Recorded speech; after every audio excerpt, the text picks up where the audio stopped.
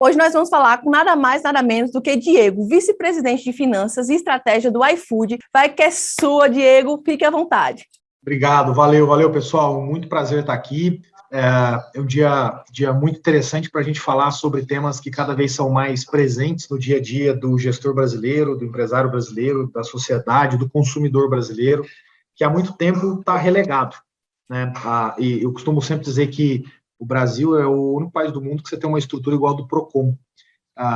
E o problema não é a estrutura do Procon, o problema é o porquê ela existe. E ela existe porque, historicamente, o nível de prestação de serviço do Brasil é ruim, é baixo, é condicionado a um nível que não permite às empresas brasileiras criarem efetivamente vantagem competitiva. É um pouco disso que eu queria falar aqui, sobre como, nesses últimos 15 anos em especial, a dinâmica do mercado consumidor brasileiro, a dinâmica da economia brasileira tem mudado substancialmente a ponto de trazer grandes reflexões e grandes alterações na forma como a gestão e a estratégia das empresas efetivamente olha para a discussão do cliente. Quando a gente volta 20, 30, 40 anos no tempo, a economia brasileira era uma economia extremamente distante do mundo. Ela basicamente criava duas barreiras. De um lado, ela não permitia que o estrangeiro entrasse por meio de tarifas de importação, processos aduaneiros, entre outras mil questões que dificultavam muito a entrada do estrangeiro. Na outra ponta, a gente afastava o empreendedor. A gente basicamente dizia para pessoas que tinham boas ideias, olha, fique relegado a pequenas ideias, faça algo aí do lado da sua casa, numa pequena lojinha, e não pense muito grande. A criação dessas duas barreiras, elas, ao longo do tempo, fizeram com que a concorrência nesse meio do caminho aqui fosse muito baixa. Poucas e grandes empresas basicamente dominam suas cadeias de valor, por não terem muita competição, não sobem a régua constantemente, incluindo aqui a régua do relacionamento com o consumidor, e, portanto, a gente tem um país que, via de regra, não é um grande produtor de empresas com ótimos produtos e ótimos serviços. Quando eu falo isso para as pessoas, eles dizem, não, imagina, temos aqui várias empresas. Eu sempre devolvo com a pergunta, qual é a grande empresa brasileira que compete na arena global de uma forma muito forte? Mas tire da conta as empresas que têm acesso a recursos naturais privilegiados aqui no Brasil. Quando você tira isso da conta, quais são as empresas que efetivamente conseguem fazer isso? Você conta nos dedos de uma mão. Portanto, essa dificuldade de efetivamente conseguir subir a régua, o nível de prestação de serviço e a compreensão do consumidor fez com que, ao longo do tempo, as empresas brasileiras empurrassem para o consumidor aquilo que elas queriam, e não aquilo que era necessário, e não aquilo que fazia sentido sob a ótica de quem, em última instância, demanda, paga por isso. A grande revolução que acontece nos últimos 15 anos, ela é oriunda do processo de globalização. A globalização, que nada é mais do que o processo de integração das cadeias de valor, como logística, telecomunicações, finanças, conhecimento, capital humano, entre outros, ela tem permitido uma fluidez muito maior de coisas que são criadas em alguns países que rapidamente aterrissam aqui no Brasil. No passado, 20, 30, 40 anos atrás, isso que era criado em alguns outros países demorava décadas para chegar aqui. Portanto, o Brasil nunca conseguia estar próximo daquilo que era o mais moderno para se criar um modelo de negócio, um produto ou um serviço que permitisse uma prestação num outro patamar. Nos últimos anos, a extinção ou minimização, na verdade, dessas barreiras em função da globalização que tem permitido essa fluidez maior, tanto do estrangeiro para entrar aqui e competir, quanto do empreendedor para usar de ferramentas que permitem ele pensar nesse negócio de uma forma muito maior, muito mais ampla, muito mais visionária, tem aumentado muito a competitividade. A competição no Brasil. Esse aumento de competição, ele tem gerado uma entropia muito grande, fazendo com que empresas que historicamente não se preocupavam com um altíssimo nível de prestação de serviço, efetivamente fizessem isso. O que tem por trás disso aqui tudo é a massificação da tecnologia.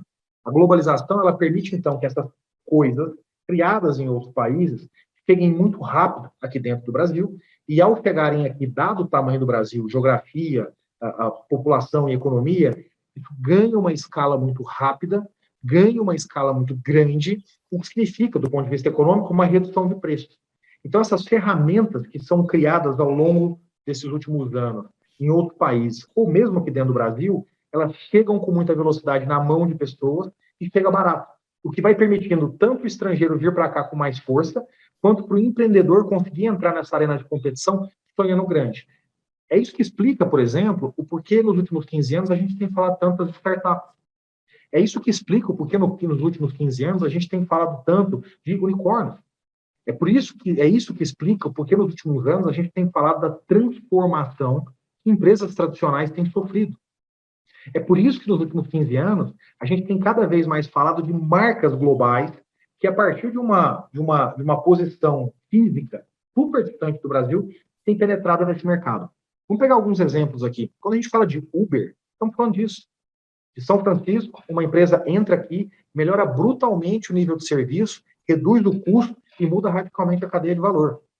Quando a gente olha para o varejo, o que o Magalu tem feito nesses últimos 15 anos é exatamente a transformação de um modelo de negócios tradicional em um modelo de negócios digital, subindo radicalmente a sua capacidade de prestar serviço e, portanto, atraindo cada vez mais consumidores, o que tem permitido ao Magalu se tornar uma das grandes empresas do varejo nacional. Quando a gente olha para o iFood, é exatamente a capacidade de redesenhar uma equação de um serviço que é prestado, transformando esse serviço numa solução, portanto, não só a comida mais a entrega, fazendo com que o consumidor, então, mude os seus hábitos e passe a ter uma outra necessidade, porque ele se encontra mais bem servido agora a partir desse novo serviço.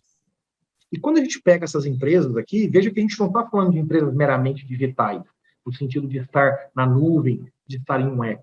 O Magalu, no exemplo que eu citei, é eminentemente uma empresa física, uma série de centros de distribuição, uma série de empresas, entre outras coisas, mas compreende, na convergência de novas tecnologias para o seu modelo digital, para o seu modelo de negócios, efetivamente como levar um serviço muito melhor. E essa grande revolução que a gente está observando aqui é exatamente a revolução que começa a permitir as empresas entenderem o consumidor num ângulo que muda, então, radicalmente toda essa equação que até então o Brasil fazia. Nós saímos de um ângulo transacional para o ângulo da jornada. Ou seja, quando a gente volta 15, 20 anos no tempo, quando não existia essa ultraconectividade de pessoas e empresas, e não existia essa convergência de novas tecnologias nos modelos de negócio, o que você tinha na prática era uma loja em que passava uma pessoa na rua e olhava para aquela loja e dizia, vou entrar aqui hoje e comprar. Existia uma transação, era uma relação transacional, era uma relação que se dava especificamente ali por questões que se impunham no presente. O que existe hoje, a partir de tudo isso que eu disse aqui, é uma lógica de jornada, em que você, independente do físico ou do online, independente de uma única transação ou não, você começa a acompanhar a jornada de um cliente.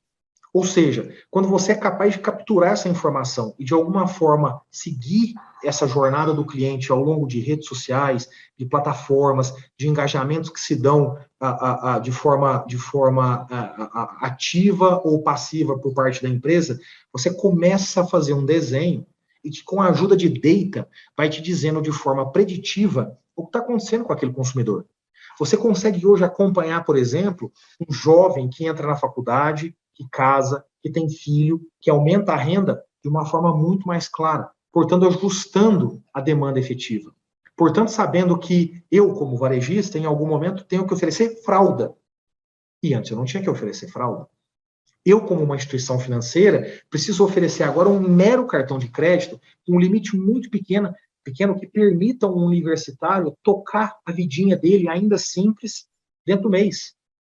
Eu não preciso, efetivamente, para esse mesmo universitário, levar uma solução com 337 informações, 498 opções, que não servem para nada para esse momento dele. Isso explica, por exemplo, por que cases como o Nubank são cases tão bem-sucedidos. Da simplicidade, você, então, usa o foco, entende o segmento da jornada que, majoritariamente, os seus clientes estão e oferece exatamente o que ele precisa. E ao oferecer exatamente o que ele precisa, significa que você oferece menos do que existe. Você só oferece o que ele precisa. Portanto, você concentra recursos no que ele precisa, o que significa que você tem mais foco. E ao ter mais foco, você provavelmente vai ter resultados melhores, porque você coloca a mesma quantidade de recursos e menos coisas, e menos opções. E isso começa a explicar o porquê existe uma revolução na forma como as empresas da nova economia, e não da velha economia, começam a se relacionar com seus clientes. O que separa exatamente a velha da nova economia é essa capacidade de entender o novo. Nova economia não implica em ser novo de idade, implica em reconhecer o novo. Portanto, as empresas brasileiras hoje estão de frente a um grande desafio. Desafio de se manter na velha economia, sofrer desse impacto direto dos estrangeiros que entram com mais facilidade aqui em função da minimização dessas barreiras. Exemplo atual do varejo brasileiro, o Shopee, que vem da Ásia e entra com muita força aqui no Brasil.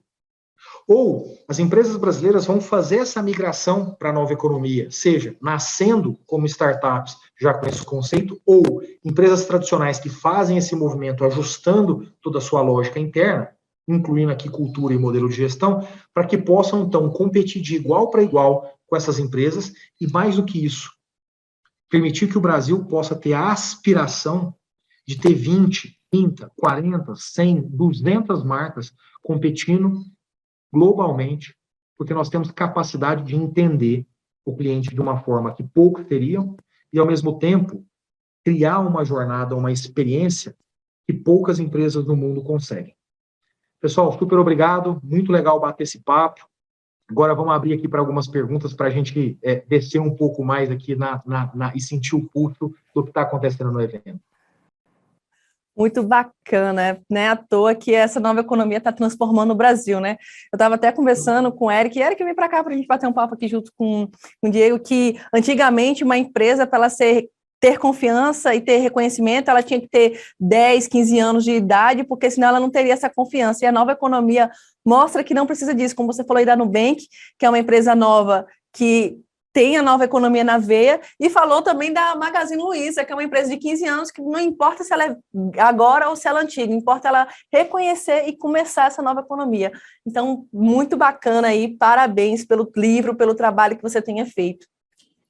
Muito bacana.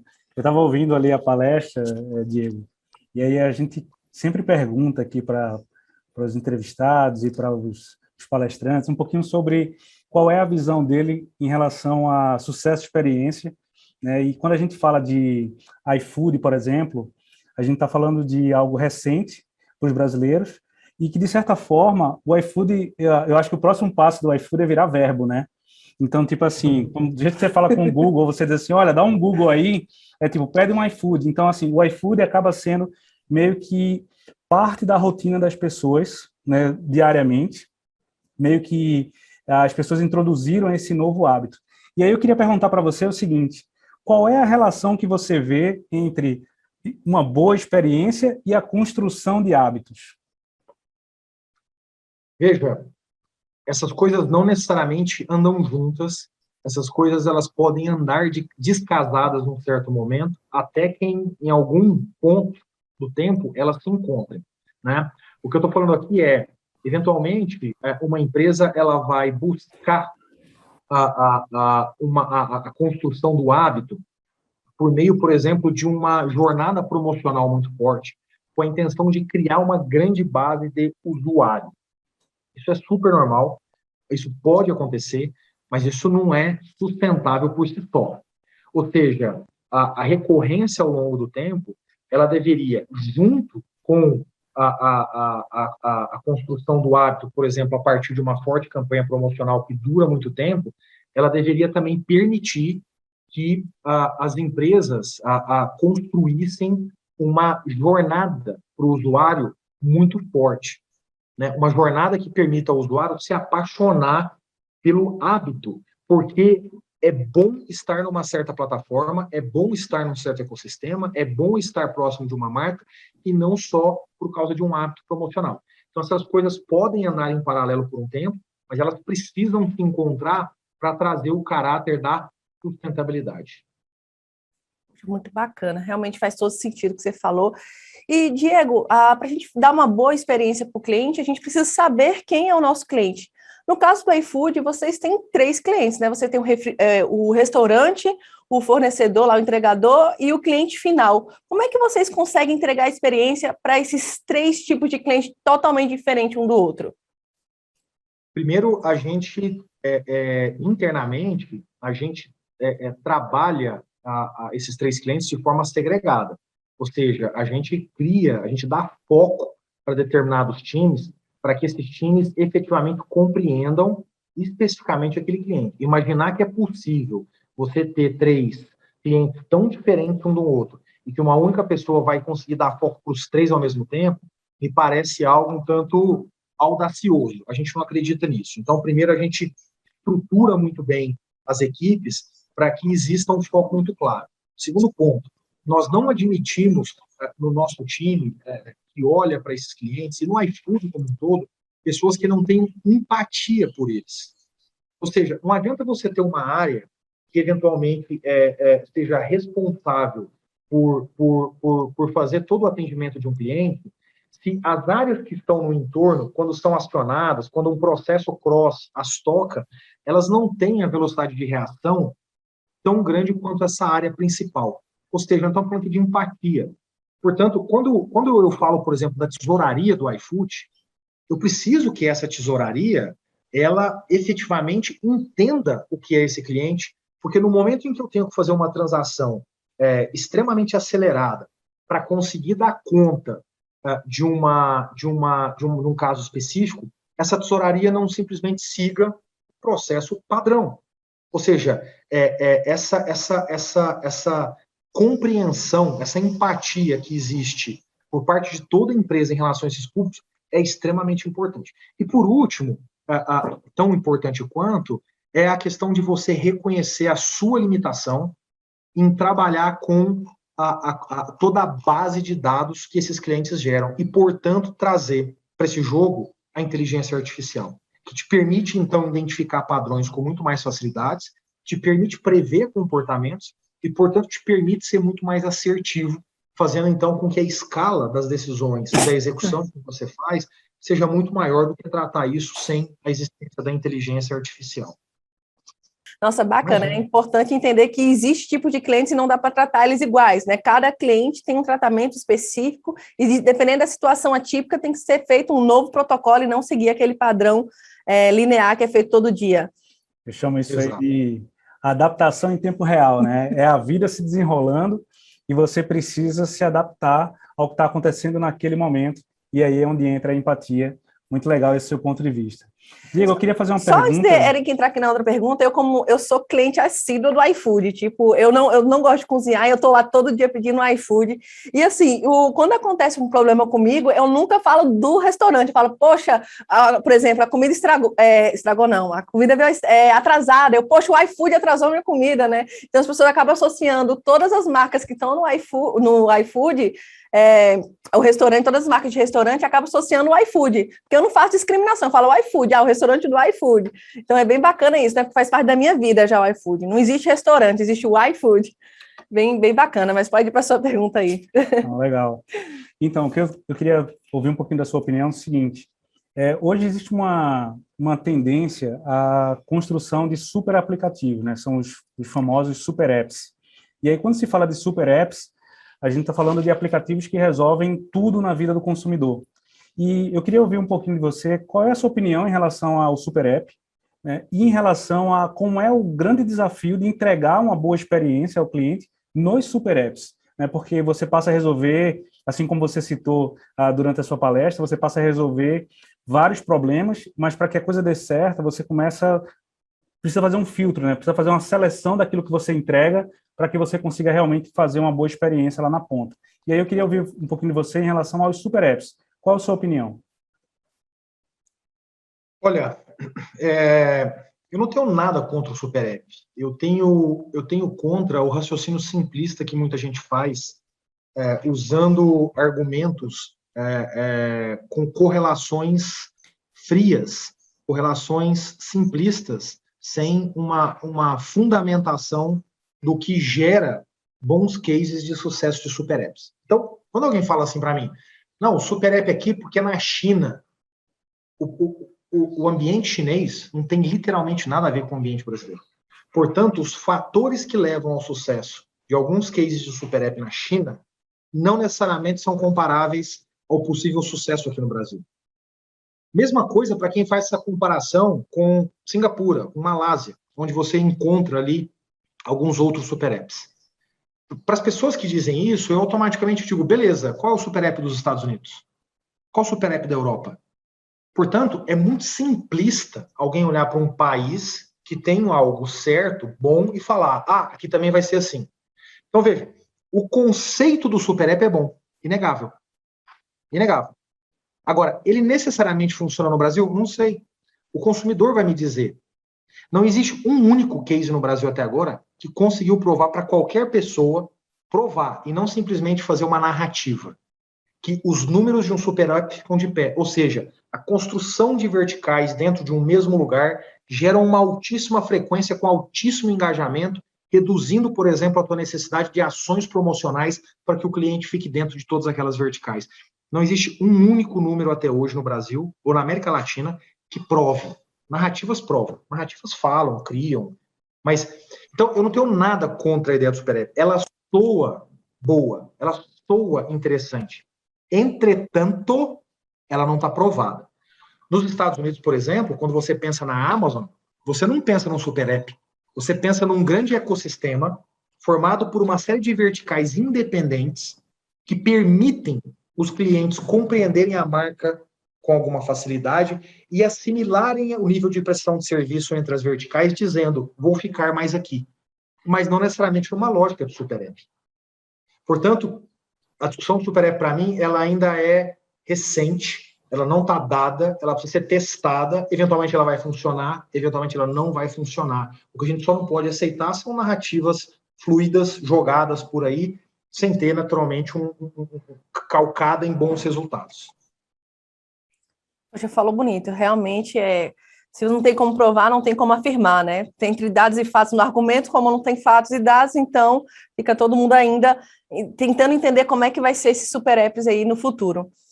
Então, Diego, para quem está nos assistindo agora e está querendo implantar a área de sucesso e experiência do cliente dentro das organizações, qual a sua visão, pensando na nova economia, você diria para essas pessoas?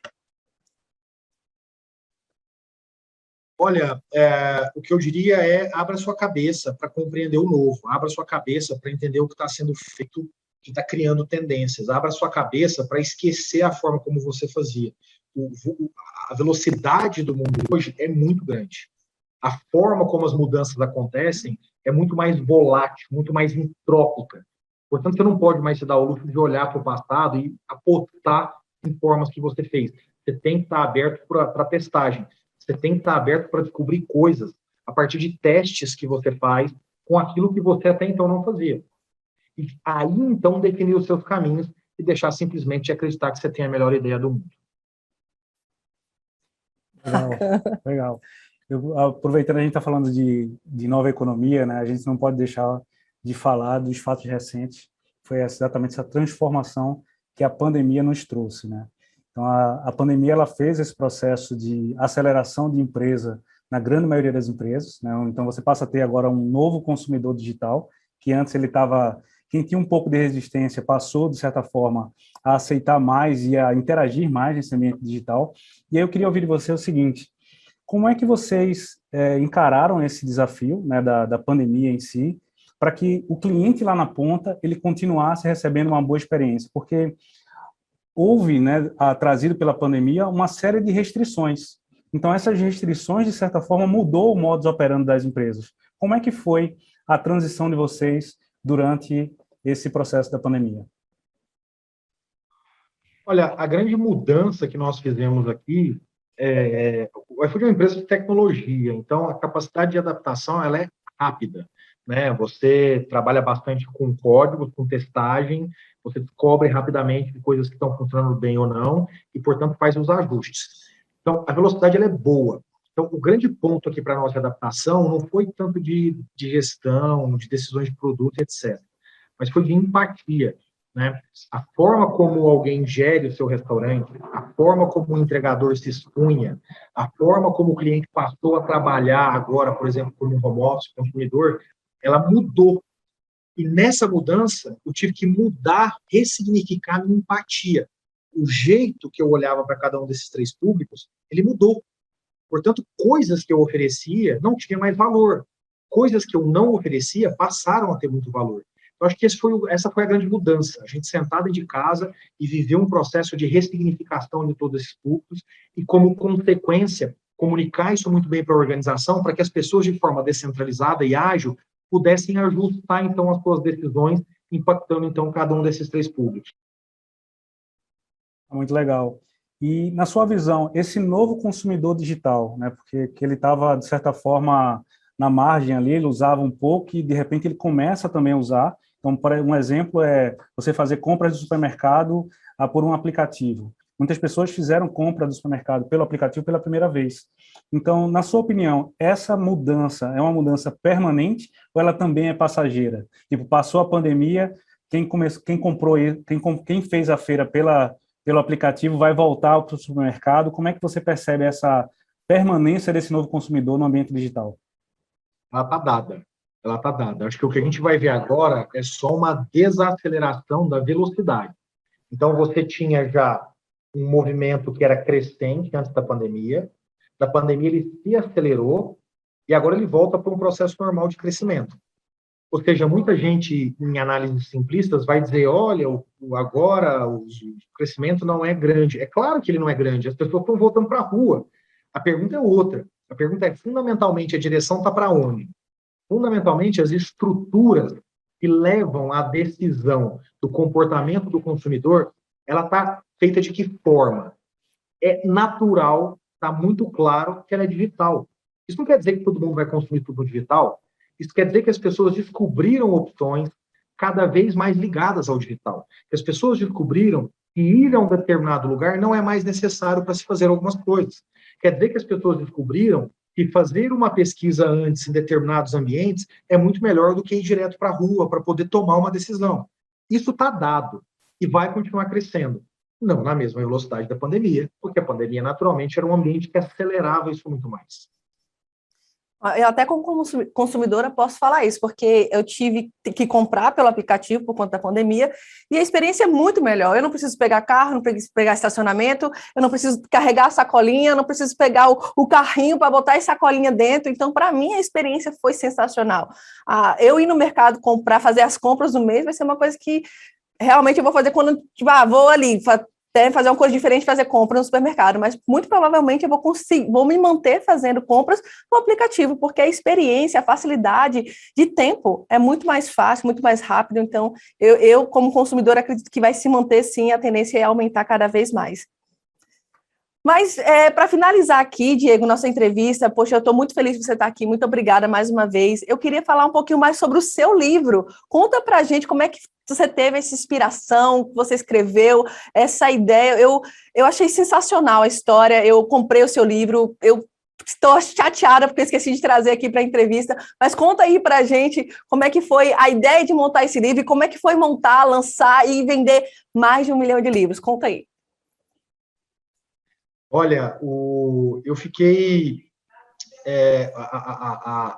o processo, para mim, foi um processo muito legal. Eu dou aula há muito tempo, desde o meu 4º ano de faculdade, eu gosto de educação, eu vejo na educação uma forma de usar aqui os privilégios que eu tenho para poder impulsionar, plantar sementes nas pessoas. E aí, quando a construção da lógica da nova economia, ela já vem na minha cabeça desde 2014. Em 2020, quando a pandemia veio, ficou muito claro para mim que existe um sofrimento muito grande das pessoas, em especial olhando aqui do lado econômico, do lado empresarial. E aí eu falei, poxa, a nova economia na prática, ela é uma forma de levar esperança. Ela basicamente diz para as pessoas, é possível você pegar ideias que são boas que você tem, que historicamente você não executava, e descobrir se você é capaz de executar e te dar resultados muito interessantes. E aí, a partir daí, de abril até dezembro, das 5 da manhã às 9 da manhã, eu passei a escrever muito, sentei todos os dias, de segunda a segunda, e passei a organizar todo o material intelectual que ao longo do tempo eu li, e comecei a estruturar isso no formato de capítulos, fui escrevendo, a coisa ganhou corpo.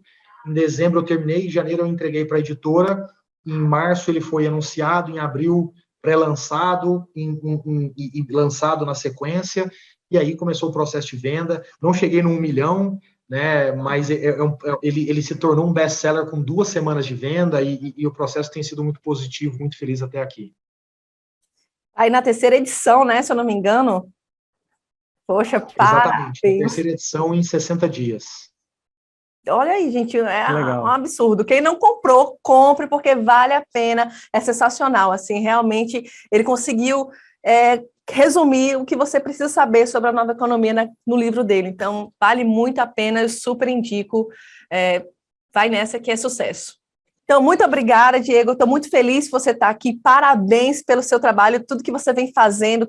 Eu te acompanho. Você é tão íntimo de mim, eu te vejo tanto na internet que você parece ser meu amigo, de tanto que eu te vejo na internet. Muito obrigada mesmo. Eu estou muito feliz de você estar no SESC Week 2021. É isso aí, pessoal. Valeu. Tchau, tchau. Muito obrigado. Valeu. Obrigado. Abração. Tchau, tchau.